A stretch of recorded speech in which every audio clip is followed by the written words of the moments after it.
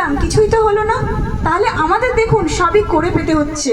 তাহলে আমরা যারা এই পরম প্রেমা শ্রী ঠাকুরের সৎনাম পেয়েছি, সেই সৎনামটা মনন করতে হবে, সৎনাম আমাদের গ্রহণ করতে হবে। তাই আচার্যদেব একটা কথা বলেন, তোমার হাতে একটা পাখা দেওয়া হলো, সেই পাখাটা তোমার হাতে যদি দেওয়া হয়, তাহলে সেটা যদি তুমি না নাড়াও, তাহলে তুমি হাওয়া পাবে? পাবে না। তাহলে সেটাকে পাখাটা আমার হাত দিয়ে নাড়াতে হবে, তবে আমি হাওয়াটা পাবো। সেরকম আমাদের কর্ম করতে হবে। দীক্ষা নিয়ে আমি যে দীক্ষার মতো সেই কর্মগুলো ঠাকুর 5টি নির্দেশ দিয়েছেন, যজন যাজন ইষ্টবিধি স্বস্তৈনী সদাচার, আমাদের মুক্তির উপায় তিনি বলে গেছেন। এই 5টি নির্দেশ যদি আমরা ফলো করি, তাহলে আমাদের কিছু পেছন ফিরে ঘুরতে হবে না। আমাদের ঠাকুর যেখানেই যেতেন শ্রী বড় মা তার সাথে থাকতেন। আমরা জানি যিনি আমাদের বড় মা, যিনি লক্ষ্মী দেবী, তিনি আবার রাধারানী। তাই তিনি আমাদের দেখিয়েছেন সংসারে থেকে কীভাবে ভগবানের সাধনা করতে হয়। আমরা সবাই বাঁচতে পারতে চাই, ধর্মের সবাই বাঁচে বাড়ে, বাঁচা বাড়ার মর্ম যা ধর্ম বলে জানিস তা।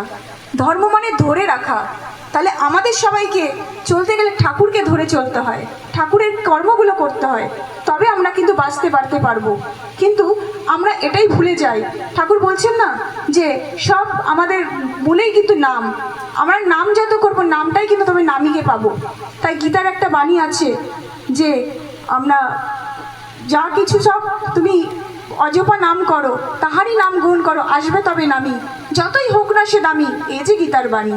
তাহলে আমরা এই জিনিসটা ভুলে যাই প্রতিটা মূলে।